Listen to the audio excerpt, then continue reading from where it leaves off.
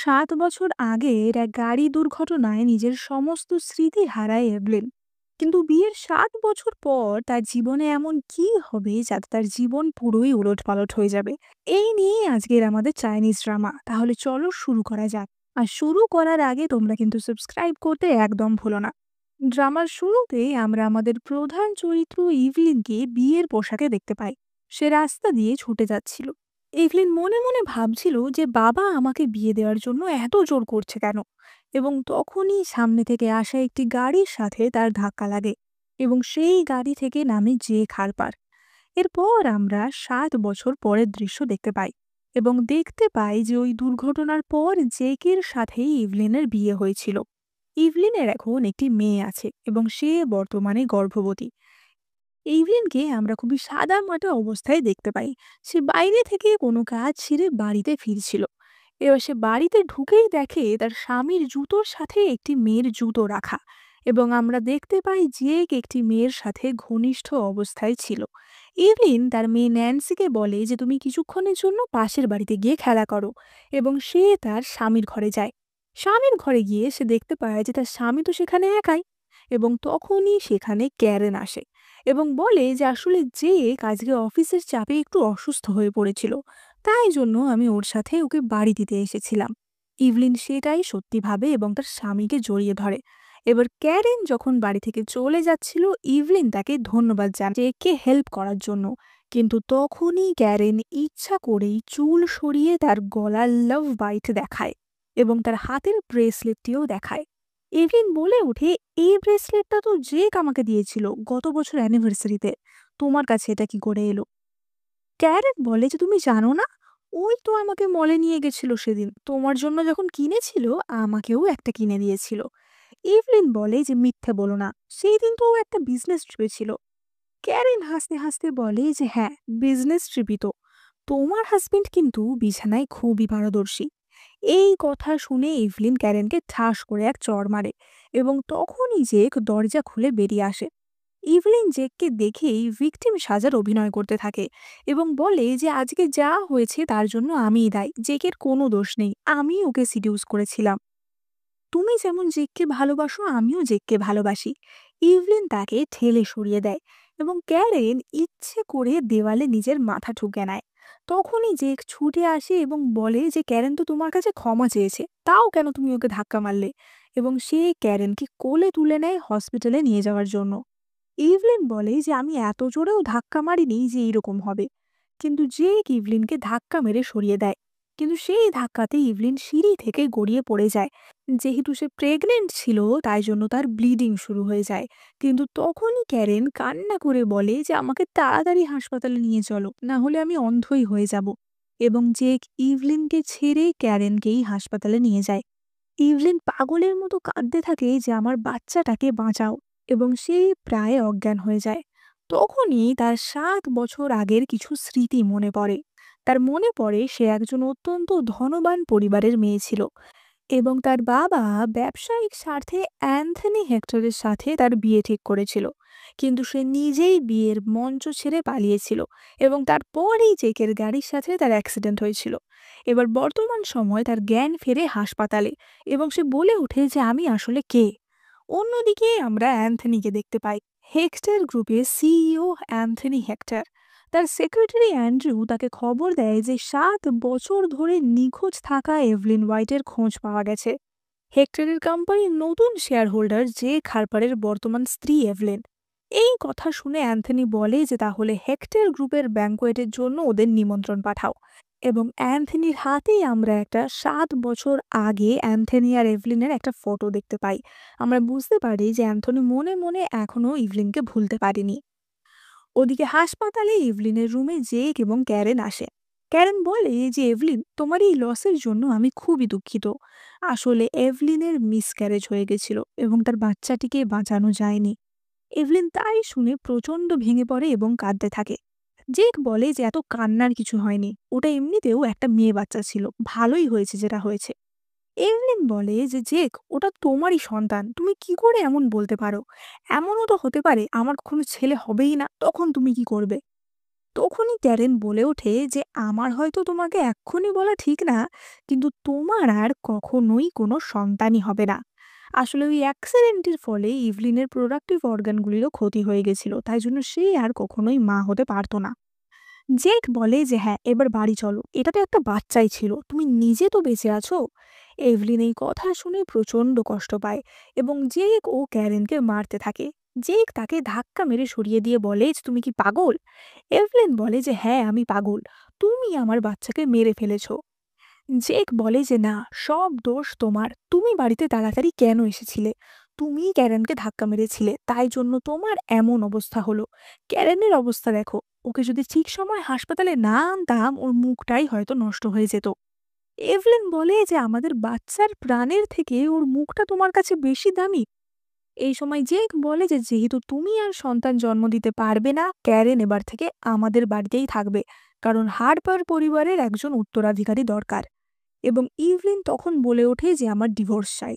ডিভোর্সের কথা শুনে জেক প্রচণ্ড রেগে যায় এবং বলে যে ভালো করে ভেবে দেখো, আমাকে ছাড়া তোমার কিভাবে চলবে? আর আমাকে ডিভোর্স দিলে ন্যান্সিকেও কিন্তু তুমি কখনো দেখতে পাবে না। কারণ কোর্ট কি একজন বেকার মহিলাকে বাচ্চার কাস্টাডি দেবে, নাকি আমাকে, যে কিনা হেক্টর গ্রুপের শেয়ার হোল্ডার? হেক্টর গ্রুপের নাম শুনতেই আবারও এভলিনের কিছু পুরনো স্মৃতি মনে আসে এবং তার মনে হয় যে হেক্টর গ্রুপের নাম সে শুনেছে। জেক তাকে বলে যে বুঝেছো তো, এবার বাড়ি চলো। কিন্তু এভলিন মনে মনে ঠিক করে নিয়েছিল যে সে ন্যান্সিকে নিয়ে যেভাবেই হোক এই সম্পর্ক থেকে বেরিয়ে আসবে।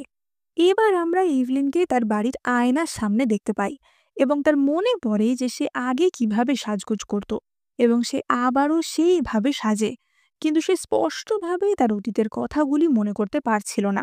সে নিচে আসতেই ক্যারেন তার দিকে না তাকিয়েই বলে ওঠে যে জেক আমাকে কালকে হেক্টর গ্রুপের ব্যাঙ্কোয়েটে নিয়ে যা, তুমি বলো যে কি পরে যাব। এবার সে তখনই ইভলিনকে দেখে এবং অবাক হয়ে যায়, বলে যে তুমি এত সুন্দর কি করে হয়ে গেলে? এবার তখনই সেখানে জেকো আসে। জেকো এভলিনকে দেখে অবাক হয়ে যায় এবং বলে যে এভলিন, তুমি কি মেকআপ করেছো? তুমি তো আগে বলতে যে মেকআপ মানে শুধু শুধু পয়সা খরচা করা। এভলিন বলে যে এখন আমার তোমাকে নিয়েও কোনো চিন্তা নেই আর তোমার টাকা নিয়েও কোনো চিন্তা নেই। জেক তাকে বলে যে যাই হোক না কেন, কাল একটা পার্টি আছে, আমার সাথে তুমিও চলো। এভলিন বলে যে নিশ্চয়ই।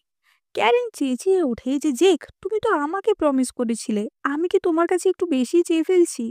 এভলিন বলে যে তুমি একটা বিজনেস পার্টিতে তোমার স্ত্রীর জায়গায় তোমার গার্লফ্রেন্ডকে নিয়ে যাবে, তুমি নিশ্চয়ই সবার কাছে হাসির পাত্র হতে চাও না।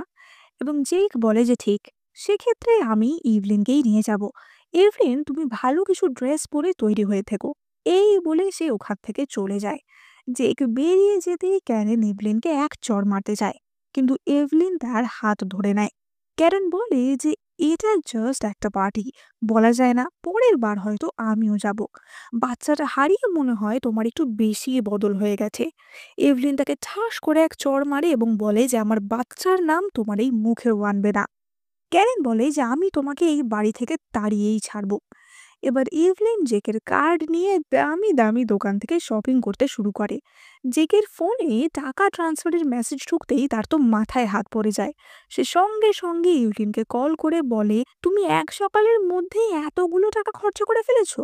ইভলিন বলে যে এটা তো কিছুই না, তুমি এত বড় বিজনেসম্যান, 5 মিনিটের মধ্যে যদি আরো 5 মিলিয়ন টাকা না পাঠাও তাহলে কিন্তু এই খরচার সব বিল আমি হেক্টর গ্রুপে সিইওর কাছে পাঠিয়ে দেবো। তখন তোমার ইমেজের কি অবস্থা হবে সেটা ভেবেছো? জেক ভয় পেয়ে 5 মিনিটের মধ্যেই 5 মিলিয়ন টাকা ট্রান্সফার করে দেয় এবং দোকানের কর্মচারীদের ইভলিন বলে যে এই সব জিনিস তোমরা নিজেদের মধ্যেই ভাগ করে নাও, আর নতুন যা কালেকশন এসেছে সবই হারপার ম্যানশনে পাঠিয়ে দেবে, আর বিলটা হেক্টর গ্রুপের হেডকোয়ার্টারে পাঠিয়ে দেবে। ইভলিন আরও বলে যে একটা প্রতারক স্বামীকে কিভাবে শাস্তি দিতে হয় জানো, তাড়াতাড়ি তার সব কার্ড ফাঁকা করে। এবার আমরা ব্যাঙ্কোয়েটের দিনের দৃশ্য দেখতে পাই। জেক পার্টিতে পৌঁছে গেছিল এবং সে বারবার ইভলিনকে কল করছিল, কারণ ইভলিন তখনও সেখানে আসেনি। জেক ইভলিনকে কল করে বলে যে তুমি এখনো আসছো না কেন, এত দেরি হয়ে গেল। কিন্তু তখনই সেখানে সেজে গুজে ক্যারেন চলে আসে। ক্যারেন বলে যে জেক, আমার তোমাকে নিয়ে চিন্তা হচ্ছিল, তাই আমি এখানে তোমার পিছু পিছু চলে এসেছি, তুমি কিছু মনে করনি তো? জেক বলে যে ঠিক আছে, তাহলে পার্টিতে তুমিই চলো। কিন্তু তখনই সেখানে একদম দারুণ সেজে ইভলিন চলে আসে এবং জেক ক্যারেনকে ছেড়ে তখন ইভলিনের সাথেই পার্টিতে যায়। এমনকি জেক ক্যারেনকে বলে যে আমি তো তোমাকে বলেইছিলাম যে পার্টিতে আসতে না, তবু তোমার আসার কি দরকার ছিল। এবার জেক আর ইভলিন ওখানেই ক্যারেনকে ফেলে পার্টিতে ঢুকে যায়।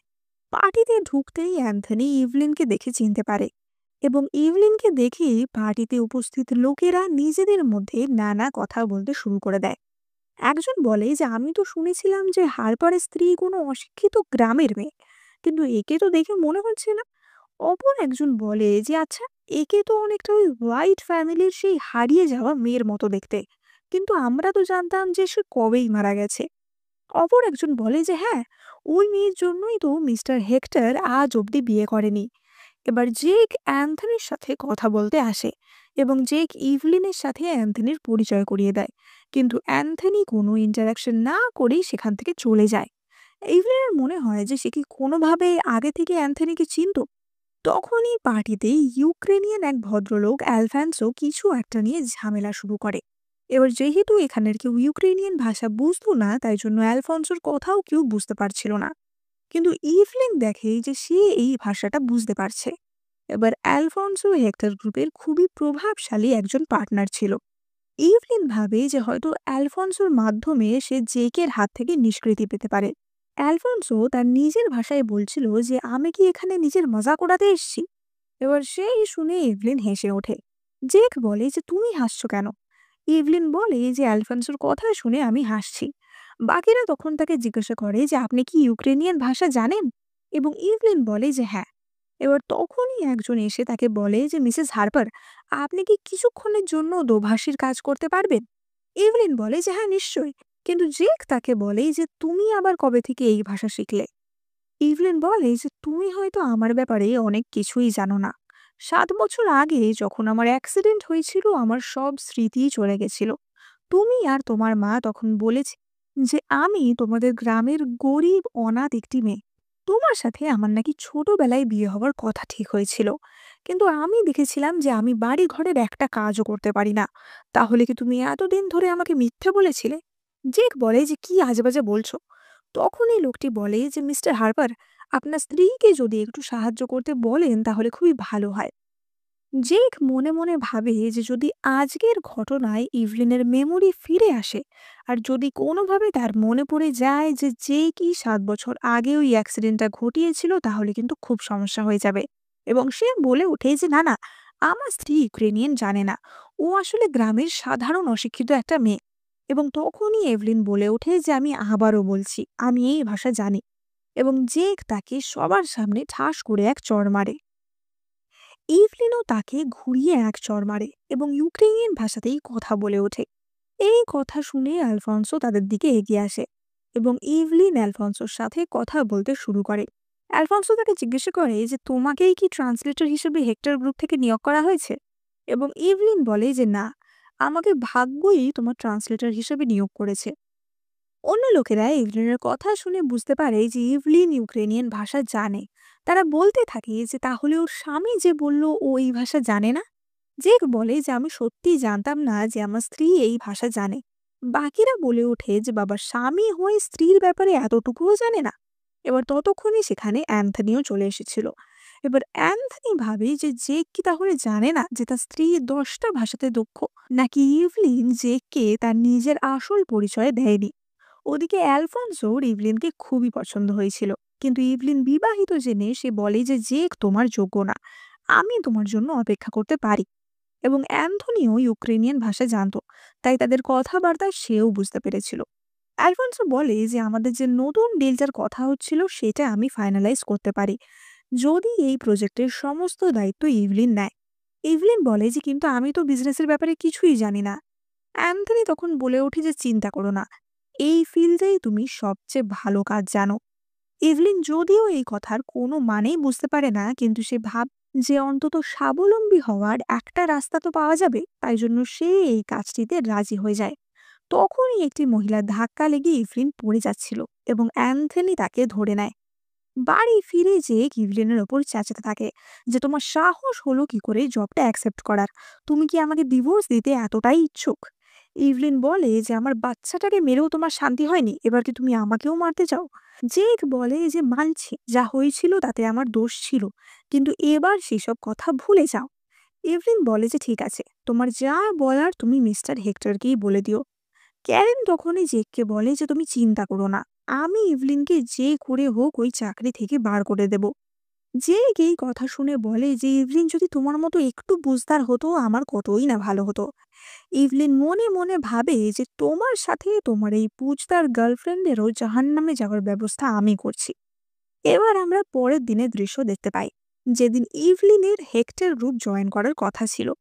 কোম্পানির অফিসের বাইরে কিছু লোক তাকে রিসিভ করার জন্য তৈরি ছিল। এবার ইভলিন তো খুব সাধারণভাবেই সেখানে উপস্থিত হয়, কিন্তু তখনই গাড়িতে করে ব্র্যান্ডেড পোশাক পরে সেখানে হাজির হয় ক্যারেন। ফলে কোম্পানির লোকেরা কনফিউজড হয়ে যায় যে এই দুজন এমপ্লয়ের মধ্যে মিসেস হার্পার অর্থাৎ জেকে স্ত্রী কোনটা। তারা ভাবে যে ক্যারেন যেহেতু দামি গাড়ি দামি জামা পরে এসছে সেই নিশ্চয়ই মিসেস হার্পার। এবার ইভলিন যখন তার ব্যাগটা তুলতে যায় তখনই ক্যারেন সেটা লাথি মেরে সরিয়ে দেয় এবং বলে যে তোমার কি এত যোগ্যতা আছে এই কোম্পানিতে কাজ করার? যাও, বাড়ি যাও, বাড়ি গিয়ে তোমার চাকরানের কাজগুলোই করো। ইভলিন তাকে ঠাস করে এক চড় মারতে যায়, কিন্তু তখনই কোম্পানির লোকেরা সেখানে এসে ইভলিনের হাত ধরে নেয় এবং ক্যারেনকে বলে যে ওয়েলকাম মিসেস হার্পার। ইভলিন তাদেরকে বলে যে আসল মিসেস হার্পার সে নিজেই। এবং তখনই ক্যারেন বলে ওঠে যে না, ও মিসেস হার্পার না, ও তো ওই বাড়ির চাকরানি।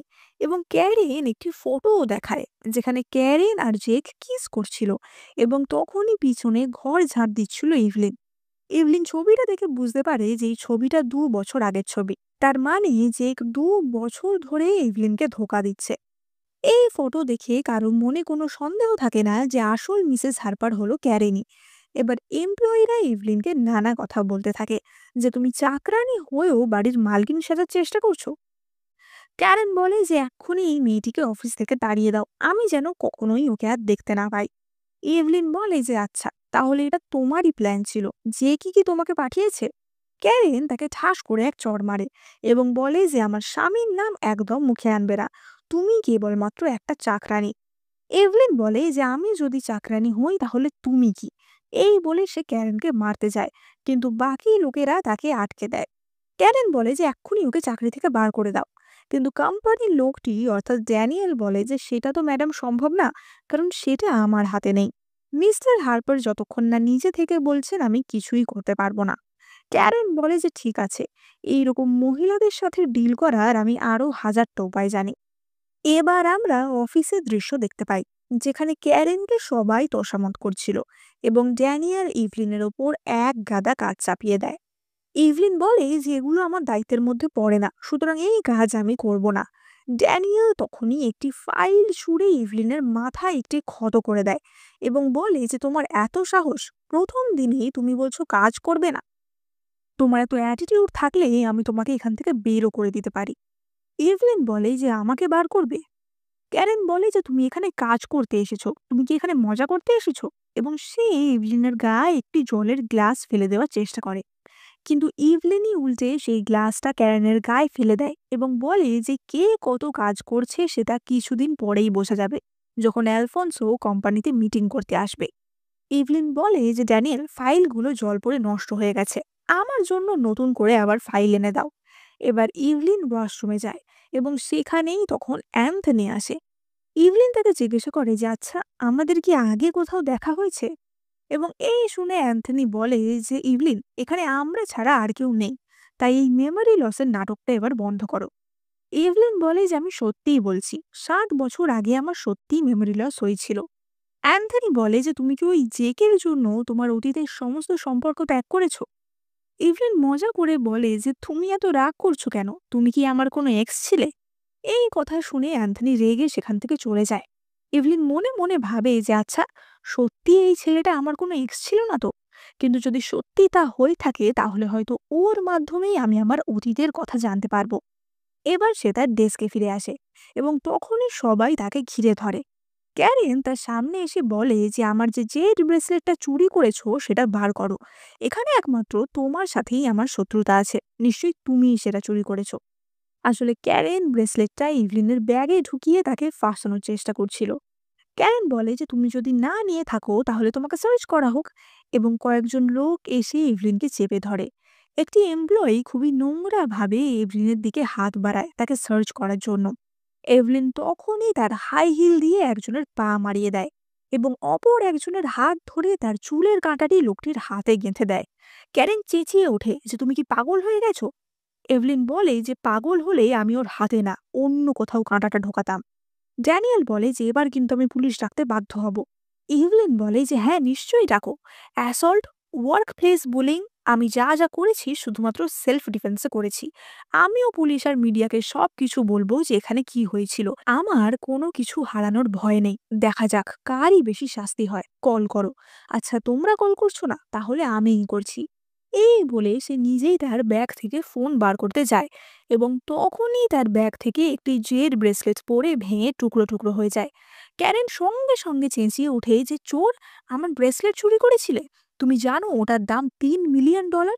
কিন্তু ওই ব্রেসলেটটা দেখেই হঠাৎই ইভলিনের মাথা ব্যথা শুরু হয়ে যায়, এবং তার কিছু পুরনো স্মৃতি মনে পড়ে যায়। তার মনে পড়ে যায় যে তার 18th বার্থডেতে তার বাবা এটা তাকে গিফট দিয়েছিল। তখনই ক্যারেন বলে ওঠে যে 3 মিলিয়নের ব্রেসলেট তুমি চুরি করেছো। তুমি জানো এর জন্য তোমার 10 বছরের জেল হতে পারে। এভলিন বলে ওঠে যে ওটার দাম 3 মিলিয়ন না। ক্যারেন বলে যে তুমি কি বলতে চাইছো? জেক আমাকে নকল জিনিস দিয়েছে, এটা আমাকে জেক গিফট করেছিল। এভলিন বলে যে এটার দাম 3 মিলিয়নের অনেক বেশি। এটার দাম 100 মিলিয়ন। এটাকে বলে স্কাই লুপ, আর এটা তোমার জিনিসও না। ক্যারেন বলে যে তোমাকে আমি বলে রাখি জেক এটা আমাদের 3rd অ্যানিভার্সারিতে গিফট করেছিল। এভলিন বলে যে না, এটা আমার স্কাই লুপ। ততক্ষণে অ্যান্থনি সেখানে এসে গেছিল এবং সে সবটাই দেখছিল।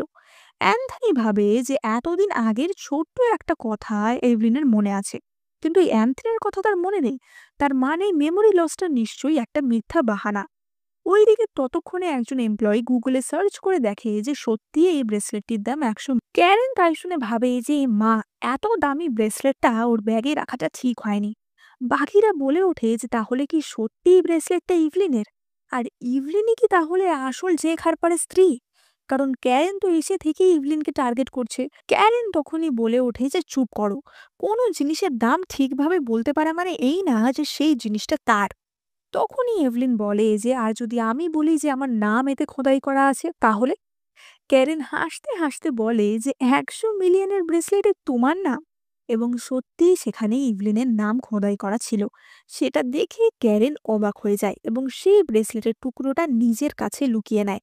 বাকিরাও বলতে থাকে যে আমাদেরও দেখাও, কিন্তু ক্যারেন সেটা ভেঙে গুঁড়ো করে দেয়। এভলিনের মনে পড়ে যে তার বাবার দেওয়া শেষ উপহারটা এইভাবে নষ্ট হয়ে গেল। এবার বাকিরা বুঝে যায় যে আসল মিসেস হার্পার কে। কিন্তু তখনই ক্যারেন বলে ওঠে যে আচ্ছা, তোমাদের বিশ্বাস হচ্ছে না?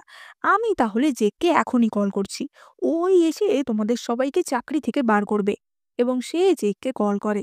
জেক বলে যে হ্যাঁ বেবি, বলো। ক্যারেন কেঁদে কেঁদে বলে যে সোনা, সবাই তোমার কোম্পানিতে আমাকে বুলি করছে, তুমি তাড়াতাড়ি এসো। বাকিরা এতে ভাবে যে সত্যি হয়তো ক্যারেনই মিসেস হার্পার। ড্যানিয়েল এতে ভয় পেয়ে যায় এবং ক্যারেনকে বলে যে আপনি বলুন কি করতে হবে, আমি সব করতে রাজি আছি। ক্যারেন বলে যে যে আমার ব্রেসলেটটা ভেঙেছে তাকে আমার সামনে ক্ষমা চাইতে হবে। এভলিন বলে যে জেক যখন আসবে আমি তখন ওকে জিজ্ঞাসা করব যে ওর কটা বউ। ক্যারেন বলে যে শোনো সবাই, জেক আসার আগে যদি ইভলিন আমার কাছে ক্ষমা না চায় তোমাদের কারোর চাকরি কিন্তু থাকবে না।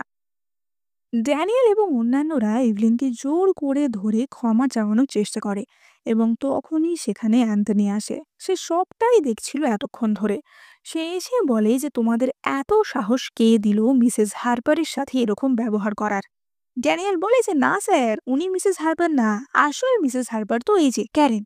উনি তো এক্ষুনি যে হার্পারের সাথে ফোনে কথা বললেন। কিন্তু ক্যারেন অ্যান্থনির সামনে আর স্বীকার করতে পারে না সে আসলে কে। ড্যানিয়েল এবং বাকিরা সবটাই বুঝতে পারে এবং তারা ইভলিনের কাছে ক্ষমা চাইতে থাকে। সে বলে যে আমরা ক্যারেনের কথাতেই এতক্ষণ এরকম করছিলাম। ইভলিন বলে যে আচ্ছা, আর যদি সত্যিই আমি মিসেস হার্পার না হতাম, তবুও তোমাকে কে অধিকার দিয়েছে কোনো এমপ্লয়ির সাথে এইরকম ব্যবহার করার? এভলিন বলে যে হেক্টর গ্রুপে কি যে কেউ এইভাবে এমপ্লয়ি হিসেবে ঢুকে পড়তে পারে? অ্যান্থনি বলে যে কখনোই না। এই মেয়েটি তো হেক্টর গ্রুপের ঝাড়ুদার হওয়ারও যোগ্য না।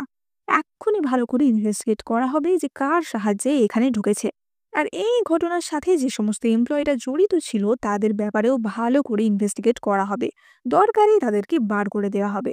এবার তখনই সেখানে জেক আসে এবং ক্যারেনকে জড়িয়ে ধরে এবং বলে যে ক্যারেন, আর কেউ তোমাকে বুলি করতে পারবে না, আমি এখানে এসে গেছি।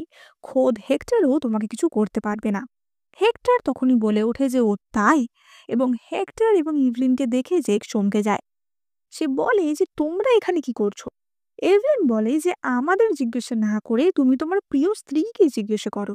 জেক বলে ওঠে যে কি বলছো তুমি? তুমিই তো আমার স্ত্রী, ও তো আমার বোন। এভলিন বলে যে আচ্ছা বোন, তুমি মনে হয় জানো না তোমার বোন অফিসে নিজেকে তোমার স্ত্রী বলে পরিচয় দিচ্ছিল, এমনকি সবাইকে তোমাদের চুমু খাওয়ার ফটোও দেখিয়েছে। ক্যারেন তখন মিথ্যে বলে যে না না, আমি এরকম কিছুই করিনি। ইভলিন বলে যে ক্যারেন, তোমাকে বোকা বলাও মনে হয় তোমার প্রশংসা করা হয়ে যায়। তোমার কি মনে হয় হেক্টর গ্রুপে কোনো সিসিটিভি নেই? সিসিটিভি গুলো কি ঘর সাজানোর জন্য ব্যবহার করা হয়েছে? অ্যান্থনি জেককে বলে যে কোম্পানির এক্সিকিউটিভ হয়ে তুমি এক্সট্রা ম্যারিটাল অ্যাফেয়ার করছো, এটা কিন্তু খুব একটা ভালো দেখায় না। জেক বলে যে না না, এটা একটা ভুল বোঝাবুঝি হয়ে গেছে। এভলিন বলে যে তাই, কিন্তু ক্যারলিন তো এখনো তোমার হাত ধরে রয়েছে। জেক সঙ্গে সঙ্গে তার হাত সরিয়ে নেয়। এভলিন বলে যে জেক, আমার ডিভোর্স চাই। জেক বলে যে তুমি কি বলছো? তুমি একটা চাকরি পেয়ে গেছো বলে তুমি কি ভাবছো তুমি ন্যান্সির কাস্টাডি পেয়ে যাবে? কখনোই পাবে না। হেক্টর বলে ওঠে যে কেন পাবে না, নিশ্চয়ই পাবে। এভলিন আমার ব্রাঞ্চ অফিসের নতুন ম্যানেজার। জেক চমকে যায় এবং বলে যে কি, কোন বেসিসে? এভলিন বলে যে কেন, একা হাতে আমি ইউএল গ্রুপের প্রজেক্টটা কনফার্ম করেছি, সেটাই কি যথেষ্ট না?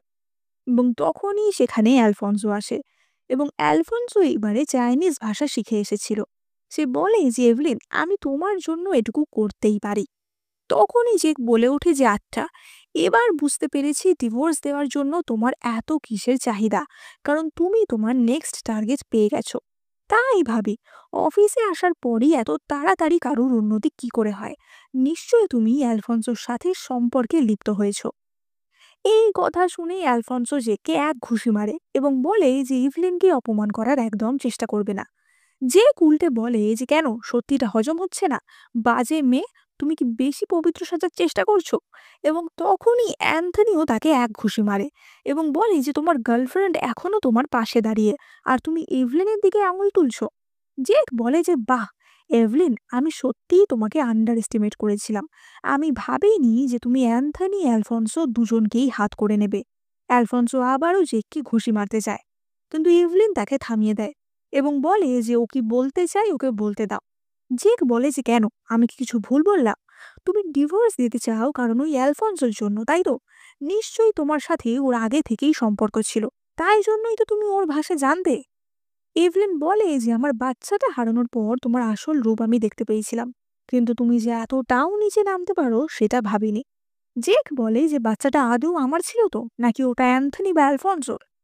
এই কথা শুনে ইভলিন তাকে ঠাস করে এক চড় মারে এবং বলে যে তোমাকে আমি সামনের সপ্তাহে ডিভোর্স পেপার পাঠিয়ে দেব। এরপর আমাদের কোর্টে দেখা হবে, আর আমাদের বাচ্চার মৃত্যুর বদলা আমি নেবই। জেক বলে যে তাই, আচ্ছা দেখা যাবে, তবে পরে যেন এই দুজন তোমাকে ত্যাগ করলে আমার কাছে কাঁদতে কাঁদতে এসো না। তুমি শুধুমাত্র একটা মহিলা যার সাথে আমি 7 বছর শুয়েছি। এভলিন বলে যে তুমি বলছিলে না আমি কারোর প্রেমে পড়ে তোমাকে ডিভোর্স দিয়েছি? তুমি ঠিকই বলেছ, আমি নিজেকে ভালোবেসেছি। আর আমার কথা মিলিয়ে নিও, আমি তোমাকে নিঃস্ব করে দেব। এই বলে তারা সেখান থেকে চলে যায়। তখনই ক্যারেন জেকের হাত ধরে বলে যে জেক ভালোই তো হয়েছে। জেক এক ঝটকায় তাকে সরিয়ে দেয় এবং তাকে ঠাস করে এক চড় মারে। জেক ক্যারেনের গলা টিপে ধরে যে আমি তোমাকে মেরে ফেলবো, তোমার জন্যই ইভলিন আমাকে ডিভোর্স দিচ্ছে। ক্যারেন বলে যে কিন্তু আমরা তো সেটাই চেয়েছিলাম, তুমিই তো বলেছিলে যে তুমি আমাকে বিয়ে করবে। জেক বলে যে এই ঘটনার জন্য যদি আমার কেরিয়ারের কোনো ক্ষতি হয় আমি কিন্তু তোমাকে ছাড়বো না। ক্যারেন বলে যে তুমি চিন্তা করো না, আমার কাছে অন্য প্ল্যান আছে। অন্যদিকে আমরা ইভলিন আর অ্যান্থনিকে দেখতে পাই। ইভলিন বলে যে জেককে কি এই চাকরি থেকে বার করে দেওয়া যায় না? অ্যান্থনি বলে যে জেক যেহেতু হেক্টর গ্রুপের একজন শেয়ার হোল্ডার, তাই বোর্ড মিটিং ছাড়া তাকে বার করা যাবে না। এভলিন বলে যে ঠিক আছে, কিন্তু আমি একটু একটু করে ওর সব কাছের জিনিস কেড়ে নেব। অন্যদিকে জেক আর ক্যারেনও ইভলিনকে অপদস্থ করার নতুন প্ল্যান শুরু করে।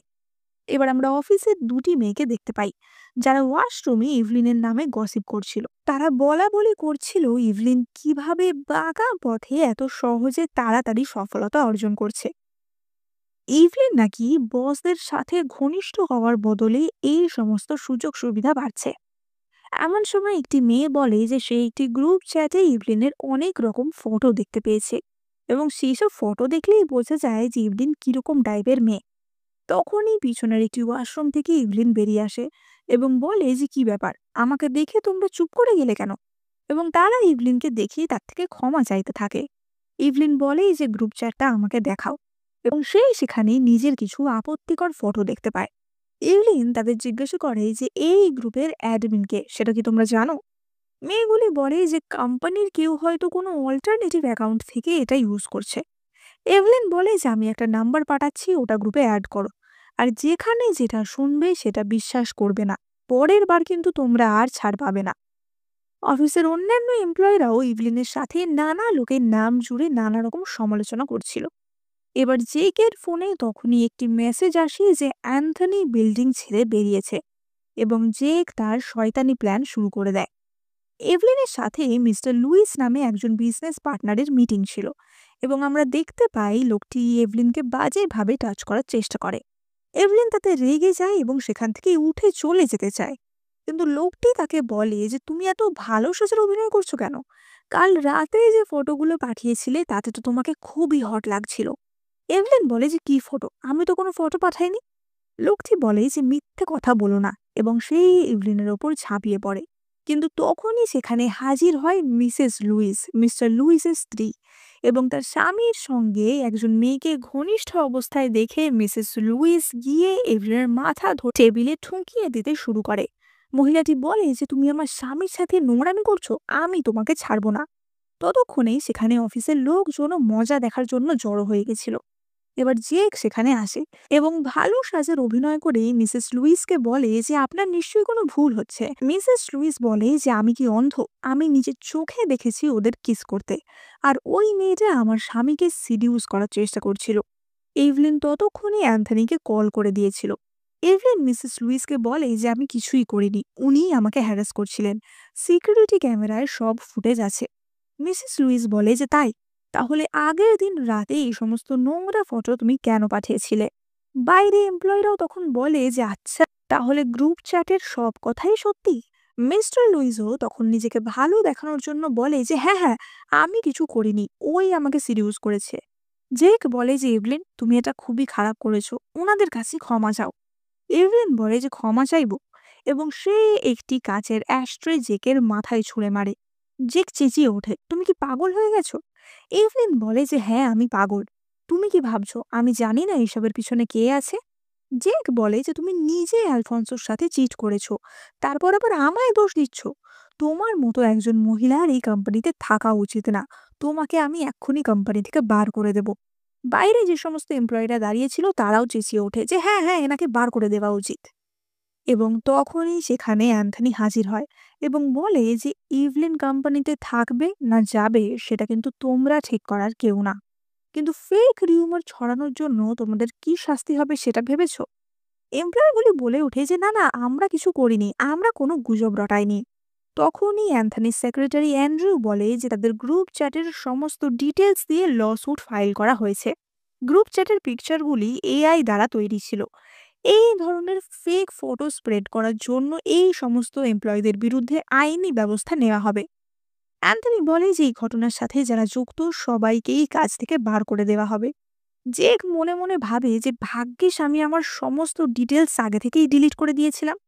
তখনই মিসেস লুইস বলে যে আচ্ছা, গ্রুপের ফটোগুলো না হয় মিথ্যা, কিন্তু তুমি নিজে আমার স্বামীকে ফটোগুলো পাঠিয়েছিলে, সেগুলো কি? তখনই অ্যান্থনি দেখে যে ইভলিনের মাথা ফেটে রক্ত পড়ছে। সে বলে যে মিসেস লুইস, এটা কি আপনি করেছেন? মিসেস লুইস বলে যে হ্যাঁ, যা করেছি বেশ করেছি। অ্যান্থনি মিসেস লুইসকে এক চড় মারে এবং বলে যে এত সাহস আপনার কি করে হয়? মিসেস লুইস বলে যে তুমি আমার গায়ে হাত তুললে, আমি চাইলে লুইস ফ্যামিলি তোমাদের সাথে সমস্ত সম্পর্ক ভেঙে দিতে পারে। অ্যান্থনি বলে যে সবাই জানে লুইস ফ্যামিলির এখন কি অবস্থা।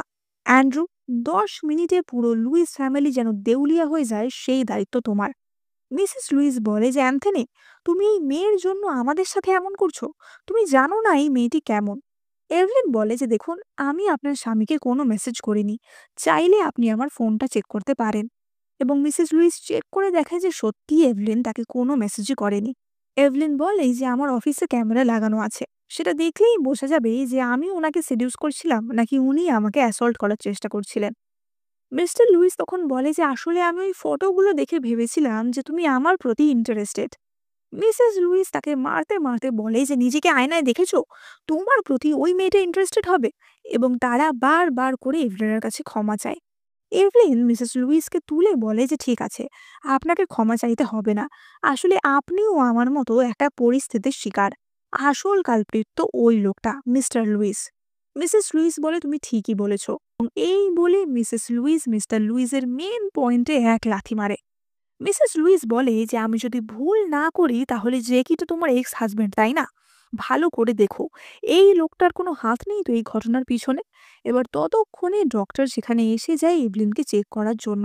অ্যান্থনি জেককে বলে যে জেক, সব ঘটনায় কিন্তু কিছু না কিছু প্রমাণ রেখে যায়, দেখো তোমাকে না জেলে পৌঁছতে হয়। এবার আমরা দেখতে পাই যে ডক্টর চেন ইভলিনের মাথার ক্ষততে ওষুধ লাগিয়ে দিচ্ছিল এবং অ্যান্থনি তখন কিছু কাজ করছিল। ডক্টর চেন হঠাৎ অ্যান্থনির ল্যাপটপটা বন্ধ করে দেয় এবং বলে যাই, তোমার স্ত্রী ঘায়েল আর তুমি এখনো কাজ করছো? অ্যান্থনি এতে প্রচন্ড এম্বারেস হয়ে যায় এবং বলে যে ডক্টর, তোমার কিছু ভুল হচ্ছে, ইভলিন আমার স্ত্রী না। ডক্টর বলে যে আমার বয়স হয়েছে কিন্তু এতটাও হয়নি। আমি আগের মাসেই তোমার ডেস্কে তোমাদের দুজনের ফটো দেখলাম। অ্যান্থনি কথা ঘোরানোর জন্য বলে যে ডক্টর চ্যান, দাদু আপনার সাথে চেস খেলবে বলে বসে আছে। ডক্টর চ্যান বলে যে আরে ধুর, দাবা খেলা বাদ দাও। ও আচ্ছা, আমি বুঝেছি, তোমাদের মধ্যে ঝগড়া হয়েছে তাই না? আচ্ছা ঠিক আছে, তোমরা মিটমাট করে নাও। এভলিন ভাবে যে অ্যান্থনি কেন তার ফটো নিজের কাছে রাখবে? তাহলে কি সত্যিই অ্যান্থনি তার এক্স? অন্যদিকে অ্যান্থনি ডক্টর চ্যানকে বাইরে নিয়ে গিয়ে সব ব্যাপারটা বলে যে এভলিন তার ফিয়ন্সে ছিল ঠিকই, কিন্তু তাদের বিয়ে হয়নি। ডক্টর বলে যে এভলিন কি জানে যে তার পরিবারের সাথে কি হয়েছিল? যদি না জানে তাহলে এখনই ওকে জানানোটা ঠিক হবে না। এবার অ্যান্থনি বুঝতে পারে যে এভলিন যে স্মৃতি ভ্রংশ হওয়ার কথাটা বলেছিল সেটা সত্যিই ছিল। এভলিন তাকে বলে যে আচ্ছা, আমি কিছু কিছু কথা মনে করতে পারি, যেমন আমার বাবার কথা। আমার মনে আছে আমার বাবা আমাকে হেক্টর ফ্যামিলির কথা বলেছিল। তোমাদের ফ্যামিলির সাথে কি আমার ফ্যামিলির কোনো সম্পর্ক ছিল? অ্যান্থনি বলে যে হোয়াইট ফ্যামিলি আর হেক্টর ফ্যামিলি বহু বছর ধরে ফ্যামিলি ফ্রেন্ডস। এভলিন বলে যে তাহলে আমি তোমার কে হই? এবার অ্যান্থনি ভাবে যে যেহেতু এভলিন অ্যান্থনির বিয়ে ছেড়ে পালিয়েছিল, তার মানে নিশ্চয়ই এভলিন অ্যান্থনিকে পছন্দ করতো না। তাই জন্য সে নিজের আসল পরিচয়টা দেয় না। সে বলে যে আসলে আমরা ভাই বোন, তুমি আমার কাজিন। এভলিন বলে যে তাহলে আমার মা বাবার কি হলো? অ্যান্থনি তাকে মিথ্যে করে বলে যে তুমি নিখোঁজ হওয়ার পর তোমার বাবা মা খুবই ভেঙে পড়েছিল, তাই জন্য তারা ইউরোপ শিফট করে গেছে। তুমি কি তাদের খুঁজে বার করতে চাও? এভলিন বলে যে হ্যাঁ চাই, কিন্তু তার আগেই আমি এখানের সমস্যাগুলি মিটিয়ে নিতে চাই। অন্যদিকে আমরা জেক ও ক্যারেনকে দেখতে পাই। জেক ভাবছিল যে কিভাবে ইভলিনকে এই কোম্পানি থেকে তাড়ানো যাবে, কারণ এখন তো অ্যান্থনি তার সাপোর্টে আছে, তাই তাকে তাড়ানোটা সহজ হবে না। এমন সময় ক্যারেন বলে যে যদি ও নিজে থেকেই রিজাইন করে দেয় তাহলে কেমন হয়। এবং এটা শুনেই জেকের মাথায় একটা বুদ্ধি খেলে যায়। সে বলে যে আচ্ছা, তাহলে দেখাই যাক এভলিন, তুমি তোমার সন্তান আর কেরিয়ারের মধ্যে কোনটা চুজ করো। তো ক্যারেনকে বলে যে ক্যারেন, এইসব মিটে গেলে আমি তোমাকে বিয়ে করে নেব। এবার ক্যারেনের হাতে তখন আমরা একটি রিপোর্ট দেখতে পাই, ক্যারেনের প্রেগনেন্সি রিপোর্ট। আসলে ক্যারেনও প্রেগনেন্ট ছিল, কিন্তু সে ভাবে যে তার প্রেগনেন্সির কথাটা সে পরে জানাবে জেককে, এই সমস্ত ঝামেলা মিটে গেলে।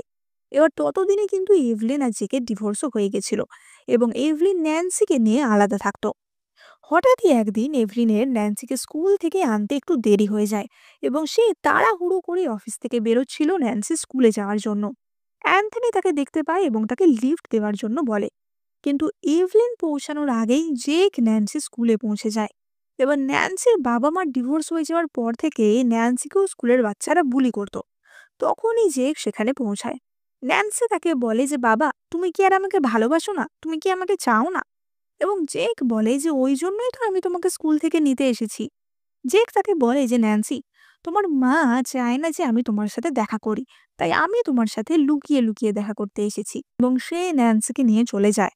এবার এভলিন স্কুলের সামনে এসে দেখে যে সেখানে ন্যান্সি নেই এবং সে চিন্তিত হয়ে পড়ে। তখনই সে জেককে কল করে এবং বলে যে এগ্রিমেন্টে স্পষ্ট লেখা আছে তুমি ন্যান্সির সাথে দেখা করতে পারবে না। জেক বলে যে আমি কি করব বলো? ন্যান্সি তো আমাকে মিস করছিল। এবং ন্যান্সি বলে যে হ্যাঁ, তুমি আমাকে বাবার সাথে কেন দেখা করতে দাও না মা? তুমি বাজে। জেক তাকে বলে যে তুমি তো অনেকদিন আমার মায়ের বাড়িতে আসোনি। ন্যান্সিকে যদি পেতে চাও তাহলে আমার মায়ের বাড়িতে চলে এসো। এবার এভলিন তার শাশুড়ির বাড়ির সামনে আসে। অ্যান্থনি বলে যে আমিও তোমার সাথে যাব। কিন্তু এভলিন বলে যে তুমি হেক্টর গ্রুপের সিইও, এই সমস্ত সামান্য ব্যাপারে তোমাকে মানায় না। অ্যান্থনি বলে যে ঠিক আছে, তাহলে আমি বাইরেই অপেক্ষা করছি। এবার এভলিন ভেতরে যায় এবং দেখতে পায় তার শাশুড়ির অপর এক নাতি ন্যান্সিকে বুলি করছে। তার শাশুড়ি তাকে দেখে বলে যে অসভ্য মহিলা, তুই আর তোর এই অনামুখী মেয়ে এখান থেকে এক্ষুনি বেরিয়ে যা। জেক তখনই এসে বলে যে এভলিন এসে গেছো, চলো আমরা ভিতরে গিয়ে কথা বলি। ন্যান্সি তার বাবাকে জড়িয়ে ধরে বলে যে বাবা, আমি তোমার সাথে থাকবো, মা ভালো না, মা আমাকে তোমার সাথে মিশতে দেয় না। এভলিন তাকে বলে যে ন্যান্সি, আমি তোমাকে সেফ রাখার জন্যই এমনটা করছি। জেক বলে যে দেখো, আমি তো ন্যান্সিকে আটকাচ্ছি না, কিন্তু ন্যান্সি যদি নিজে থেকেই না যেতে চায় তাহলে আমি কি করব বলো? আর আমি তোমার সাহায্য করারই চেষ্টা করছি। তুমি জানো ন্যান্সিকে স্কুলে বুলি করা হয় কারণ ওর বাবা নেই। ইভলিন, তোমার এই স্বার্থপরতার জন্যই বাচ্চাটাকে এইসব সহ্য করতে হচ্ছে। এভলিন বলে যে কিন্তু তুমি আমাকে চিট করেছো। জেক বলে যে কিন্তু ন্যান্সি যদি কোর্টে বলে যে ওর বাবার সাথে থাকতে চায়, তাহলে কোর্ট কাকে কাস্টাডি দেবে? যাই হোক, তুমি ভেতরে আসো, ভেতরে এসে কথা বলি। ভেতরে গিয়ে এভলিন দেখে যে সেখানে ক্যারেনও উপস্থিত আছে। তার শাশুড়ি তাকে বলে যে নিজে তো কিছুই করে না আর খাবার সময় ঠিক চলে এসেছে। এবং শাশুড়ি ন্যান্সির সামনে থেকে মাংস সরিয়ে শুধু সবজি রেখে দেয়। ক্যারেনকে দেখে তার শাশুড়ি বলে যে এরকম একটা বউ যদি আমার হতো ভালো হতো, অন্তত আমাকে একটা নাতি তো দিতে পারতো। এই মেয়েটার মতো ওকেজো না। এবং এই কথা শুনে এভলিনের সেই দিনের কথা মনে পড়ে যায়, যেই দিন এই ক্যারেনের শয়তানির জন্যই তার মিসক্যারেজটা হয়েছিল। এবং সে রাগ করে তার চপস্টিকটাই ভেঙে ফেলে। সে বলে যে কি বললে? জেক তখন তাদেরকে থামায়। জেক তার মাকে বলে যে এইসব বাদ দাও মা, তুমি ওকে আর এইসব কিছু বলো না। এভলিন, ন্যান্সির জন্য অন্তত তুমি আমাদের সাথে বসো। এবার জেক ভালোবেসে ন্যান্সিকে সি ফুড দিতে চায়, কিন্তু ইভলিন তাকে বারণ করে এবং বলে যে তুমি বাচ্চাকে এত ভালোবাসো আর তোমার বাচ্চার যে সি ফুডে অ্যালার্জি সেটাও জানো না। কি করেই বা জানবে? স্বার্থপর বাবা তুমি। আর আমাকে এখানে কেন ডেকে এনেছো তার আসল কারণটা এবার বলো। জেক বলে যে কেন, আমি আমার পরিবারের সাথে আমার মেয়ের সাথে কি একটু সময় কাটাতে পারি না? এভলিন বলে যে এই সমস্ত জিনিস তুমি ভুলে যাও। ন্যান্সি তখন বলে যে না, ন্যান্সি বাবার সাথেই থাকবে, মা খুব বাজে। জেক তখন ন্যান্সিকে বলে যে ন্যান্সি, তুমি কি বাবার বাড়িতে থাকবে? ন্যান্সি বলে যে হ্যাঁ, আমি আগের মতো আবারও বাবার বাড়িতে থাকতে চাই। এই কথা শুনে ইভলিন সেখান থেকে উঠে যায় এবং জেকও পিছন পিছন আসে। এভলিন জেককে বলে যে তুমি ন্যান্স কি শেখাচ্ছ? জেক বলে যে কিছুই না, তুমি নিজেই ভেবে দেখো যে তুমি এমন কি করছো যার জন্য ন্যান্সি এরকম করছে। তুমি এখানেও দেখতে পাও যে আমার মা ওকে খুব একটা ভালোবাসে না, তবুও এখানেই কেন থাকছে? তুমি আসলে প্রচন্ড লোভী। তুমি স্বাধীনতা চাও, আবার বাচ্চাটাও চাও। তুমি কি জানো যে ন্যান্সির সাইকোলজিক্যাল প্রবলেম হচ্ছে? আমি যদি বাজে বাবা হই তো তুমি কি? তোমার এই কাজের জন্য ন্যান্সির কত ক্ষতি হচ্ছে তুমি জানো? আসলে তোমার কাজ হচ্ছে হাউসওয়াইফের। তোমার কাজ হচ্ছে বাড়ির কাজ করা, দেখভাল করা, বাচ্চা পালন করা। এবার অ্যান্থনি এতক্ষণ বাইরে ওয়েট করে করে চিন্তিত হয়ে পড়ে এবং সেও ভেতরে চলে আসে। জেক তখন এভলিনকে বলছিল যে তোমার যদি চাকরি করার এতই ইচ্ছা থাকে তুমি আমার বাড়িতে আসো, আমি তোমাকে চাকরি দেবো আমার মেয়েকে দেখভাল করার জন্য। এবং অ্যান্থনি তখনই এসে জেককে এক ঘুষি মারে, বলে যে তোমার লজ্জা করে না? আমার ম্যানেজারকে তুমি ন্যানি বানাতে চাইছো? জেক তখন বলে যে এটা আমাদের পরিবারের ম্যাটার, তুমি যতই সিইও হও আর যাই হও না কেন আমাদের পরিবারের ব্যাপারে একদমই নাক গলাবে না। অ্যান্থনি এভলিনকে বলে যে এভলিন, তোমার স্মৃতি ভ্রংশ হয়েছে ঠিকই, কিন্তু মাথা খারাপ হয়ে যায়নি। ওর কথায় তুমি বিশ্বাস করবে না। আর তোমার মেয়ের যদি কোনো সমস্যা হয় তাহলে তাকে আমার বাড়িতে নিয়ে আসো। হেক্টর ফ্যামিলিতে অনেক লোক আছে বাচ্চাটার দেখভাল করার জন্য। এই কথা শুনে এভলিন অ্যান্থনিকে হাঁক করে এবং তখনই যে তাদের ভিডিও বানাতে শুরু করে দেয় যে এই দেখো বন্ধুরা, হেক্টর গ্রুপের সিইওর সাথে তাদের ম্যানেজারের কি চক্কর চলছে। এবং তখনই এভলিন বলে যে থ্যাংক ইউ দাদা। জেক বলে যে দাদা, এবং অ্যান্থনি বলে যে হ্যাঁ, ও আমার বোন, তাই জন্য আমি ওকে ম্যানেজার হিসেবে রেখেছি। তুমি কি আর কিছু বলতে চাও? এবার যে এই কথা জানতে পেরে খুবই রিগ্রেট করে যে এত বড় বংশের মেয়ে এভলিন, সেটা তো সে জানতোই না। আর এখন তো তাদের ডিভোর্সও হয়ে গেছে, তাই সে কোনো ফায়দাও ওঠাতে পারবে না। এভলিন বলে যে নিজের কানেই তো তুমি সবটা শুনলে, এবার ন্যান্সিকে ফেরত দাও। এবার তখনই ভিতর থেকে ন্যান্সির চিৎকার শোনা যায় এবং আমরা দেখতে পাই ন্যান্সির ঠাকুমাকে। তার ঠাকুমা এক বাটি গরম স্যুপ হাতে বলছিল যে হ্যাঁ, তোর এত ইচ্ছা আমার নাতির থেকে কেড়ে স্যুপ খাওয়ার, এই নে পুরো স্যুপটাই তোর গায়ে ঢেলে দেব। এবং ন্যান্সি তার মাকে বাঁচাও বাঁচাও বলে চেঁচাচ্ছিল। তখনই ইভলিন আসে এবং স্যুপের বাটিটা ধাক্কা মেরে সরিয়ে দেয়, যেটা ন্যান্সির ঠাকুমার প্রিয় নাতির গায়ে গিয়েই পড়ে। সেটা দেখে তার ঠাকুমার তো মাথা খারাপ হয়ে যায় এবং এভলিন তার মেয়েকে বাঁচিয়ে নেয়। তখনই সেখানে জেক এবং অ্যান্থনিও চলে আসে। এভলিন জেককে বলে যে তুমি আমার একটা বাচ্চাকে তো মেরেছো, তুমি কি আমার আর একটা বাচ্চাকেও মারতে চাও? অ্যান্থনি তখন জেককে বলে যে দেখো, তুমি আমাদের কোম্পানির শেয়ার হোল্ডার, তোমাকে আমি চাকরি থেকে বার করতে না পার, তোমার ট্রান্সফার কিন্তু আমি এক্ষুনি আফ্রিকাতে করিয়ে দিতে পারি, তাই তুমি এইসব থেকে দূরে থাকো।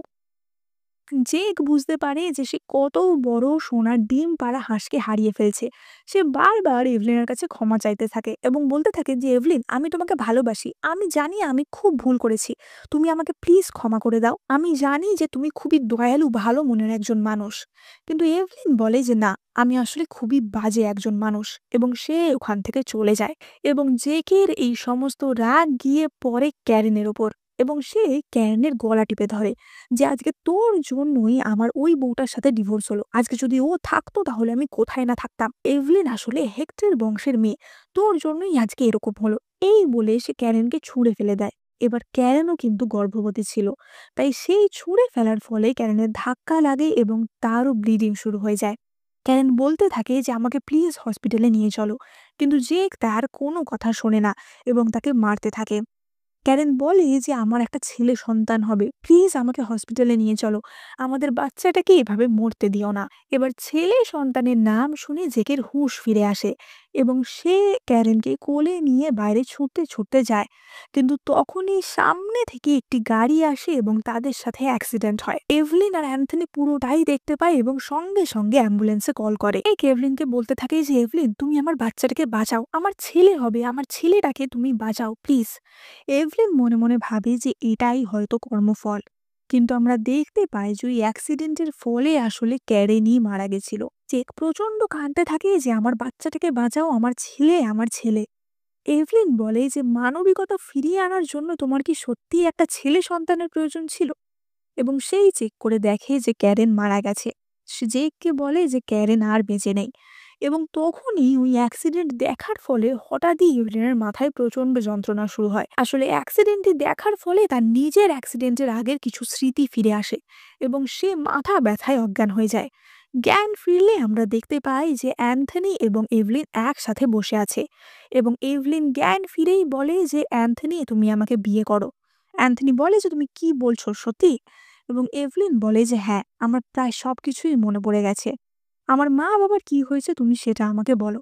অ্যান্থনি তাকে জানায় যে তাদের বিয়ের ঘটনাটির পর, অর্থাৎ এভলিন পালিয়ে যাওয়ার পরেই তার মা বাবার বাড়ি থেকেও আগুন লাগিয়ে দিয়েছিল এবং সেই আগুনেই তার মা বাবা মারা যায়। এভলিন বলে যে আমি এবার বুঝতে পারছি আমার বাবা কেন এত তাড়াহুড়ো করছিল আমার বিয়ে দেওয়ার জন্য। আসলে আমার বাবা বুঝতেই পেরেছিল যে আমাদের পরিবারের কিছু একটা বিপদ হবে। এভলিন অ্যান্থনিকে বলে যে অ্যান্থনি, আমি তোমাকে বিয়ে করতে চাই, আমি চাই যে তোমাকে বিয়ে করে আমি এই ক্ষমতার মাধ্যমে আমার বাবা মার খুনিকে শাস্তি দিই, তুমি কি আমাকে বিয়ে করতে রাজি আছো? এবং অ্যান্থনি বলে যে হ্যাঁ, আমি তোমাকে বিয়ে করতে রাজি আছি। এবং এখানেই আমাদের এই সুন্দর ড্রামাটি শেষ হয়। এই ড্রামাটার কিন্তু এখনো কোনো সেকেন্ড পার্ট বেরোয়নি। তোমরা কি চাও যে এই ড্রামাটার একটা সেকেন্ড পার্ট হওয়া উচিত? তাহলে কিন্তু পার্ট 2 কমেন্ট করতে একদম ভুলো না। তোমাদের এই চাইনিজ ড্রামার এক্সপ্লেনেশনগুলো কেমন লাগছে সেটা কিন্তু এক্ষুনি কমেন্ট করে জানিও। তোমাদের কমেন্টগুলো কিন্তু আমাকে আরো নতুন নতুন ভিডিও বানাতে উৎসাহিত করবে। এই চ্যানেলে আমি অনেক কোরিয়ান আর চাইনিজ ড্রামা এক্সপ্লেন করে থাকি, তাই তোমরা এক্ষুনি লাইক, কমেন্ট, শেয়ার আর সাবস্ক্রাইব করে আমার সাথে থেকো। দেখা হবে নতুন ভিডিও নিয়ে।